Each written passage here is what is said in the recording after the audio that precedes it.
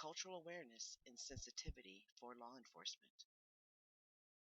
Law enforcement officers are experiencing greater challenges within their communities as a result of the growth of multiculturalism. Because of the nature of power law enforcement officers possess, it becomes critical they understand the changing community and the racial and ethnic challenges that abound. With that focus in mind, this course aims to raise the level of cultural awareness and sensitivity within the workplace to enable improved community relations, overall job performance, and to ensure a work environment free of any violations of Department of Personnel administrative regulations. Let's start by defining cultural awareness and sensitivity. Cultural awareness is the ability and willingness to objectively examine the values, beliefs, traditions, and perceptions within our own and other cultures. At the most basic level, it is the ability to walk in someone else's shoes in terms of his or her cultural origins. And cultural sensitivity is being aware that cultural differences and similarities between people exist without assigning them a value of positive or negative, better or worse, right or wrong.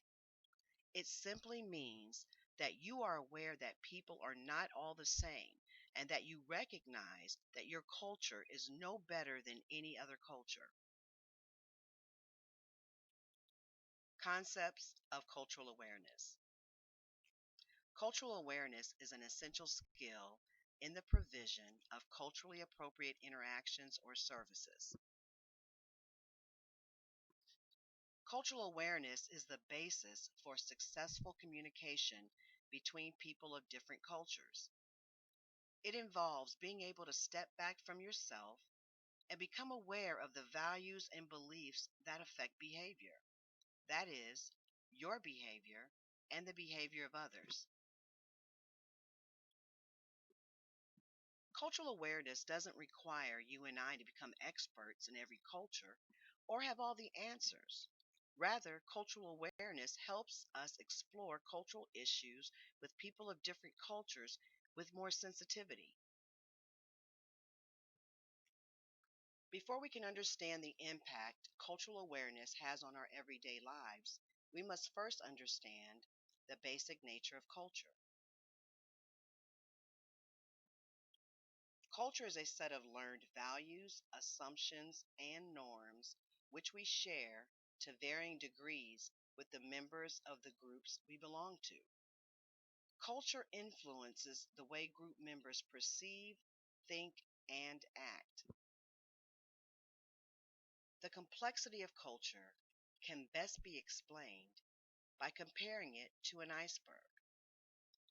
Icebergs peek over the water, revealing just a small portion of their total mass. Our culture is similar in that only a small portion of our cultural identity is visible at the surface level.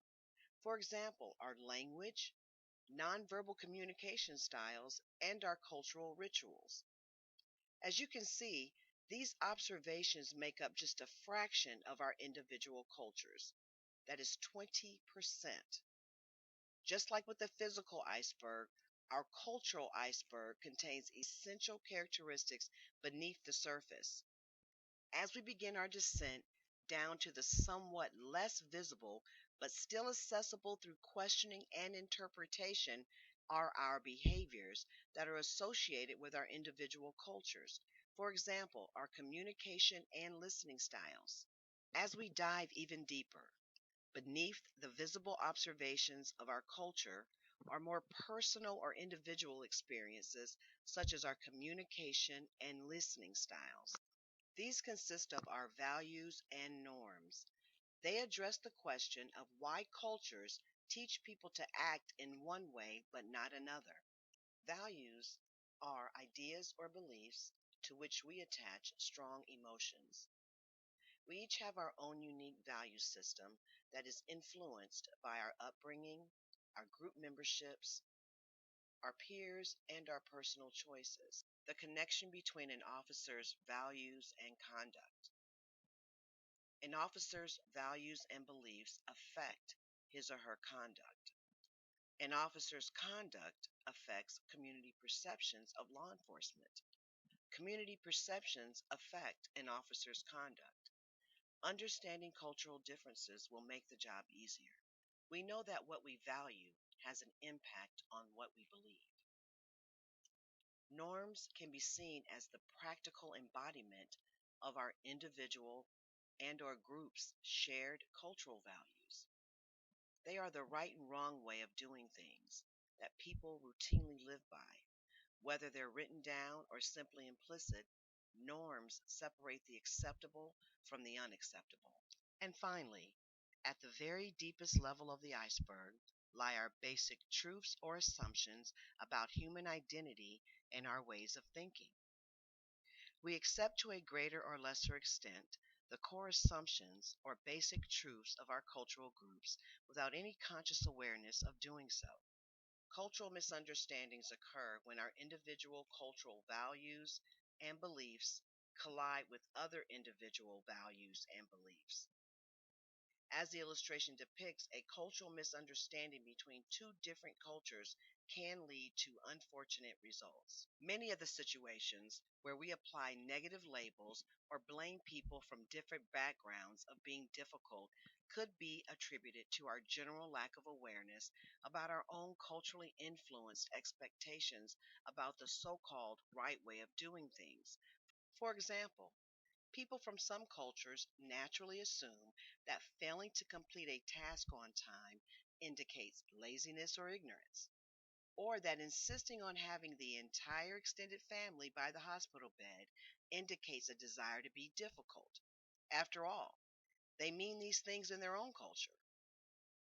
Before we can truly understand others, we must first understand the range of cultural influences through an exploration of who we are, where we come from, and how culture impacts us.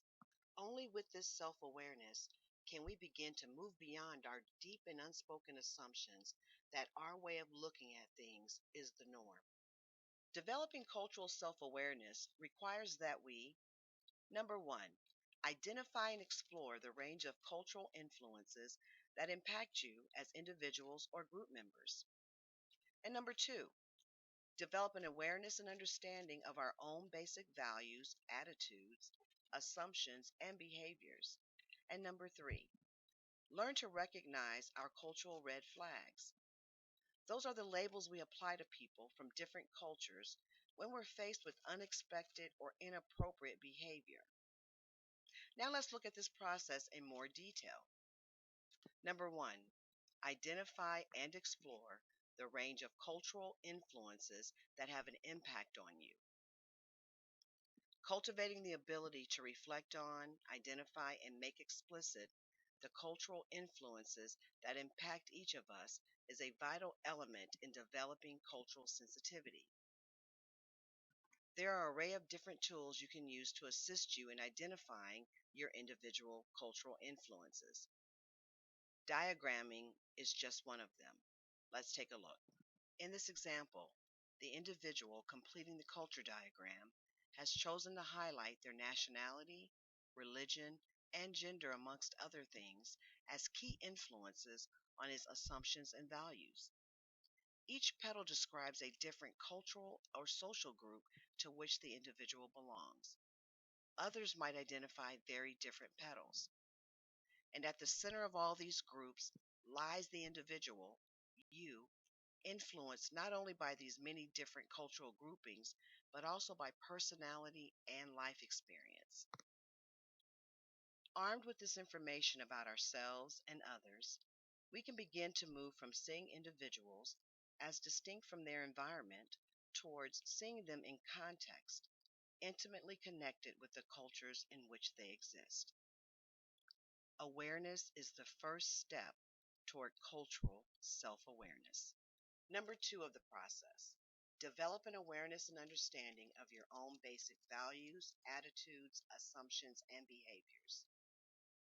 Once you've identified your hidden core values and assumptions and how they are reflected in the way that you think and behave, you can use this information as a tool by which to compare your values with those that others hold.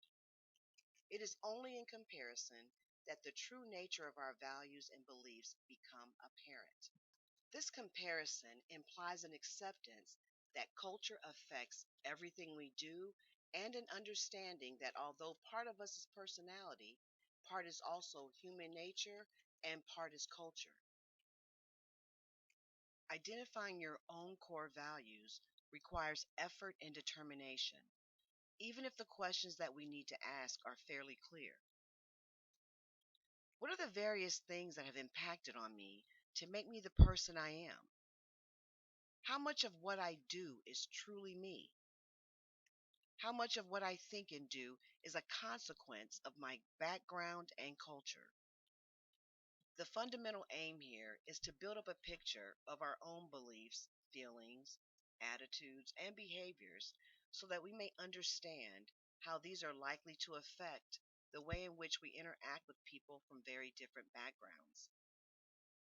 And lastly, the third step in the process of developing cultural self awareness is number three, learning to recognize our cultural red flags. As noted earlier in the course, cultural misunderstandings can provoke strong reactions. When we're faced with attitudes or behaviors that are different or out of place, it is human nature to try to understand what's happening by making reference to our own set of cultural expectations and assumptions. In other words, rather than trying to find cultural or circumstantial reasons for the apparently illogical behaviors we encounter in different cultures, we, for example, may label the individuals involved as being rude or inept. The labels we apply to people from different cultures when we're faced with unexpected or inappropriate behavior are sometimes known as red flags. They are called red flags because they should be warning us loud and clear that culture, rather than personality or situation, may provide the best explanation for what we see. Research has shown a number of negative red flags consistently reported in cross cultural encounters. The they in all of the following examples are those others who are different from us. They are rude or insulting. They are dishonest or corrupt. They are disrespectful, overfamiliar, or lacking in respect. They are bossy or inflexible. They are confrontational or hostile. They are cold, unfriendly, or patronizing. They are unpredictable. They are hypocrites who don't say what they mean. They are slow or stupid. They are old fashioned, primitive, uncultured, or uneducated. They are unprincipled or immoral. They are irresponsible and untrustworthy. They are prejudiced and bigoted. Labeling others with simplistic and negative descriptions often says more about us and our lack of cultural understanding than it does about the characteristics of anyone else involved. Learning to recognize our own subjective reactions and use them as warning signals or red flags can help to reduce the amount of miscommunication and understanding that can occur in cross cultural situations. Responding to red flags initially requires us to keep an open mind towards whatever situations have been detected and to take a step back from automatically interpreting and evaluating our observations. This means consistently keeping in mind that rushing to judgment in the absence of a full understanding of any situation can close off considerable opportunities for learning.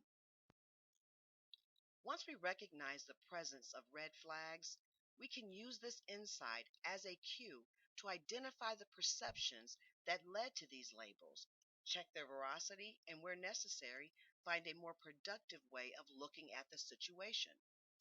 Red flags used in this way prompt us to think about cultural differences and about the possible meanings of similar behaviors in different cultures.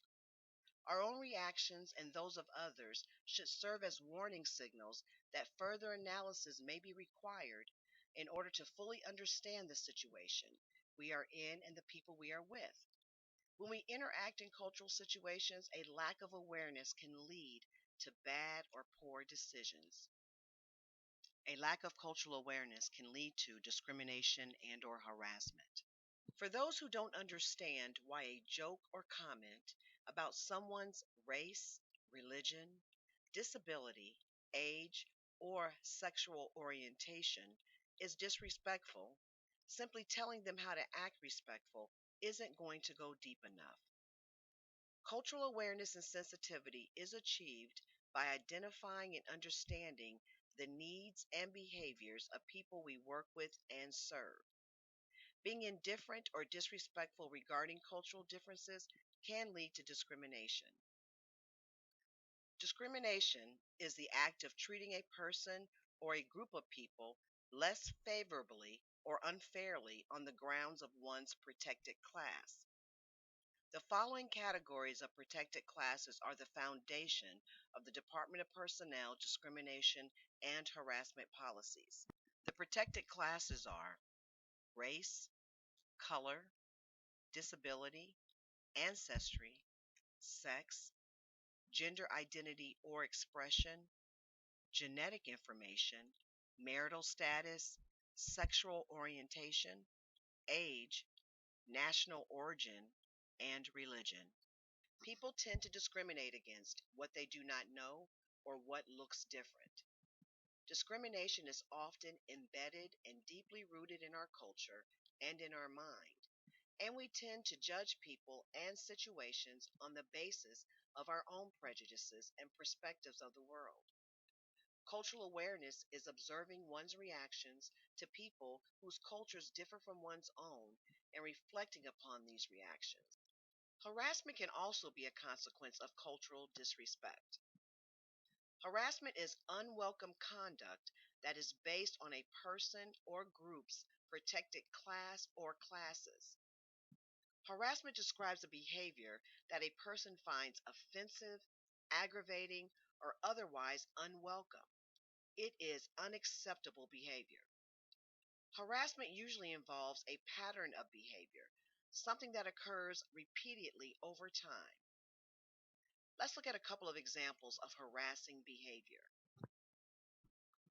Making racist or discriminatory comments, distasteful gestures, drawings, or clothing, physical or verbal bullying, stating negative commentary about an employee's personal religious beliefs, using bigoted slang, expressions, or nicknames, remarking on a person's skin color or other cultural traits, exhibiting racist drawings or posters, making disgusting motions or hand gestures, insulting a person's mental or physical disability, sharing unsuitable images, videos, emails, letters, or notes in an unpleasant way, discussing harmful racial, ethnic, or religious stereotypes, making insulting age related remarks, and wearing garments that could offend a particular ethnic faction. What you should know about harassment. Harassment doesn't have to be directed at a specific individual. Even if our behavior is not directed at anyone in particular, it could be making someone uncomfortable. We must avoid any behavior that might create an offensive environment for those around us. Offenders can be supervisors, coworkers, or non-employees. Such a work environment can lower morale and productivity. Sexual harassment. A lack of civility creates fertile soil for sexually harassing conduct. Sexual harassment is another form of prohibited discrimination. Sexual harassment is the repetitive, unwanted attention of a sexual nature or reoccurring unwanted attention based on sex. Sexual harassment can be spoken, bodily, or visual. It can happen to women, men, transgender, and non gender conforming people, and it is not constrained by sexual orientation.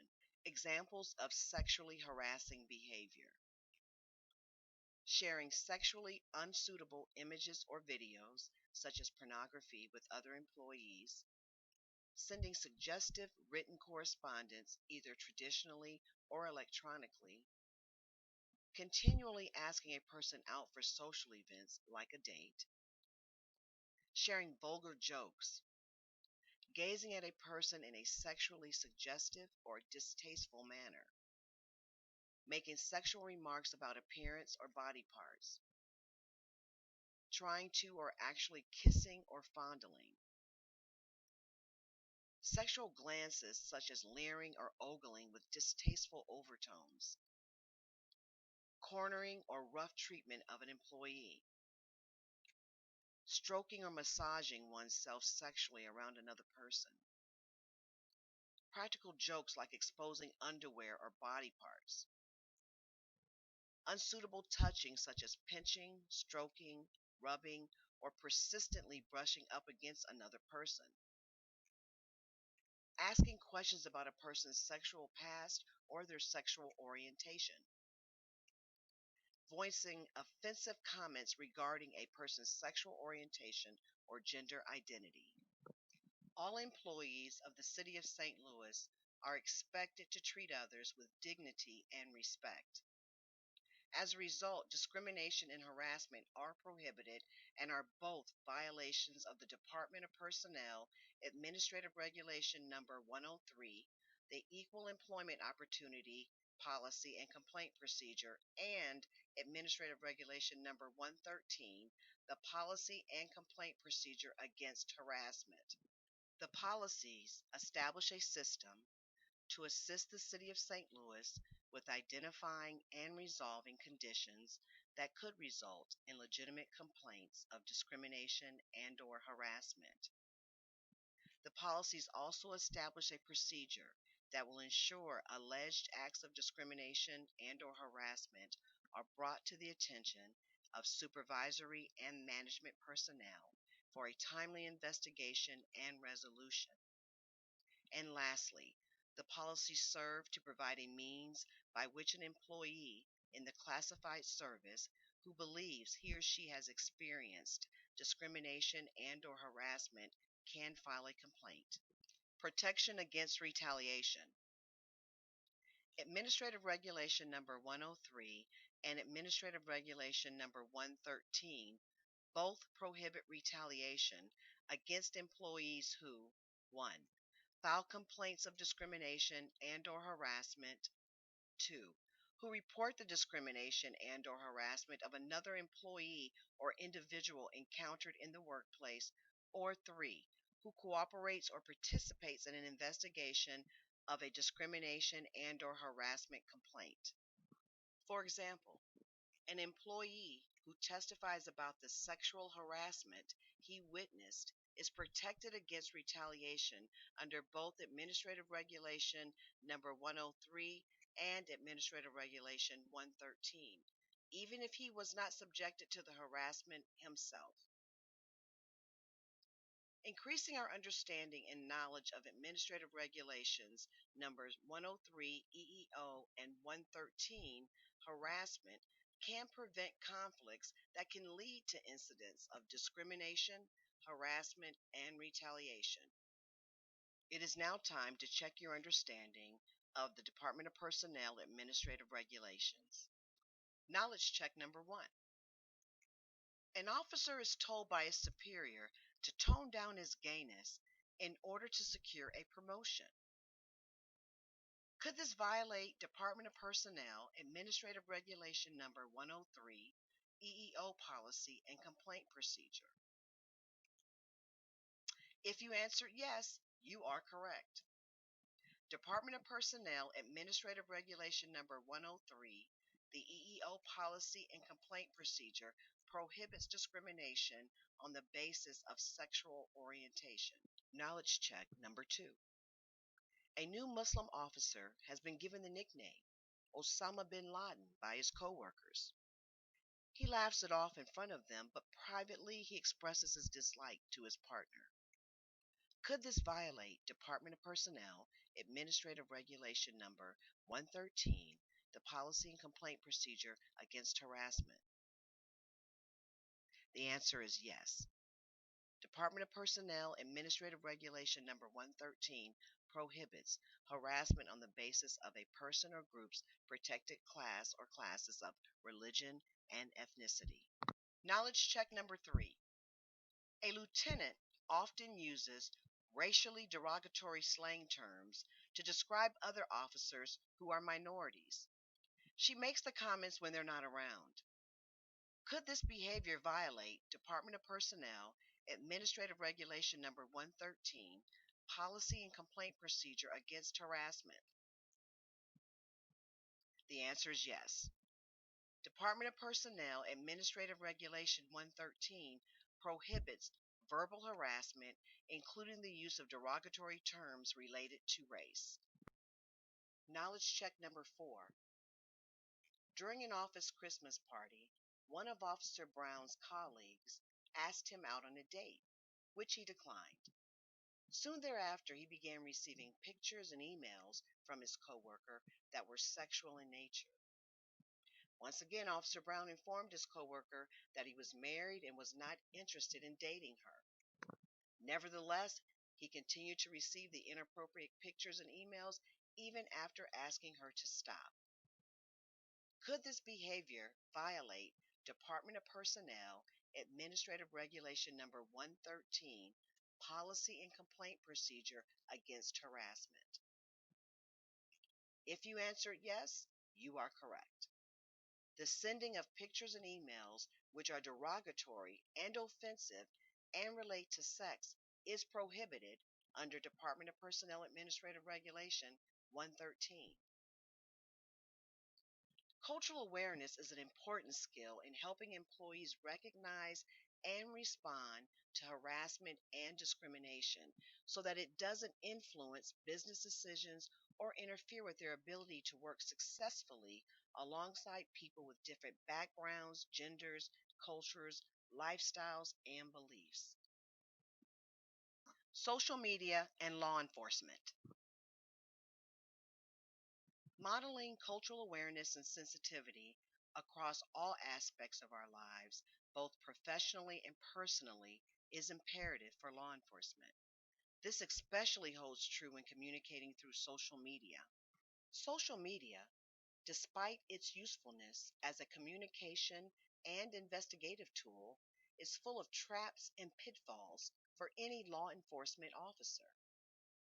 It has created a multitude of issues in the law enforcement profession. You don't have to look long to find news reports of cases of officers tweeting racist or controversial jokes or posting inappropriate videos while at work or in uniform. Cultural insensitivity may not just lead to embarrassing moments for the offenders, but may also cause losses for the division in the form of lost community trust. Any credibility you may have can be wiped out in one moment of social media irresponsibility. Social media posts are often brief, and the context can get lost. Officers who post, especially those who post often, run the risk of having a post misinterpreted or viewed out of context. How would this officer's posting be perceived if he were accused of using excessive force? The Department of Personnel has developed and implemented a comprehensive social media policy, Administrative Regulation number 150. The policy establishes rules for managing the city's social media sites and rules for employees utilizing social media for their personal use. What you post on social media is not private. Employees of the City of St. Louis should have no expectations of privacy with respect to city department computers, mobile devices, or network systems. The City of St. Louis reserves the right to search, monitor, and/or log computer or network activity, including email communications with or without notice. Posting or speaking on behalf of the city. Employees are prohibited from posting confidential or personal information about another employee, posting comments or content about political activity, a political party, or a candidate in a partisan election. Also, employees are prohibited from using personally owned devices to post comments or content concerning their job related activities without the prior approval of the police commissioner or his designee. The following rules apply to employees' personal use of social media. Employees are prohibited from accessing social media sites for personal use during work hours unless on an authorized break. Social media sites can never be accessed during work hours in connection with an employee's secondary employment. Employees' personal use of social media must not be attributable to the city or the employee's division or appointing authority. The city's seal, patch, badge, or uniform cannot be posted on any social media account. Employees cannot state or imply that they speak for the city or a city department or division.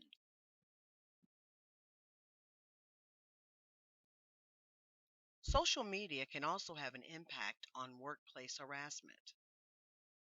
Social media harassment can occur when an employer, supervisor, employee, or coworker sends offensive comments, videos, pictures, or messages to another colleague through social networks like Facebook and Twitter. The Department of Personnel Social Media Policy number 150 prohibits employees from posting, transmitting, sharing, or otherwise disseminating content that disparages a person or group of persons based on that person or group's protected classes. What are some examples of conduct that crosses the line? Posting hate speech of any kind regarding any protected class, posting or sending unwelcome sexually explicit content or demands for sexual favors regarding any protected classes, posting offensive derogatory comments regarding any protected classes, posting threats to employee safety or of workplace violence or confidential and proprietary city or division information. Violation of this policy may result in discipline up to and including termination. It's that time again. Time to check your understanding of Administrative Regulation number 150, the social media policy. Knowledge check number 1. An officer isn't shy about sharing his views of police work. While on duty, he posts controversial comments to his Facebook page referring to himself as not a police officer, but as a garbage man. His Facebook page said, "I pick up trash for a living." Could this post violate Department of Personnel Administrative Regulation number 150, social media policy? The answer is yes. Department of Personnel social media policy prohibits access to social media sites for personal use during work hours. Employees' personal use of social media must not be attributable to the city or the employee's department, division, or appointing authority. Knowledge check number 2. An officer weighed in on an issue on Facebook referring to an incident in which an officer punched a homeless man during his arrest. The officer wrote, "Let someone, homeless or not, try and stab me with a pen, knife, spoon, etc. Not only will he fail, he'll probably end up shot. These people should have died when they were young anyway. I'm just doing them a favor." Could this post violate Department of Personnel Administrative Regulation number 150, the social media policy? If you answered yes, you are correct. Department of Personnel social media policy prohibits employees from posting, transmitting, or otherwise disseminating content that threatens violence. In conclusion, cultural awareness and sensitivity is the ability to interact effectively with people of different cultures. It includes awareness of your own cultural worldview, your attitude towards cultural differences, your knowledge of different cultural practices and worldviews, and your skills that can bridge cultures. Officers trained in cultural awareness and sensitivity are better prepared, more confident, and better equipped to meet the needs of the community as well as their own personal and professional goals throughout their law enforcement career.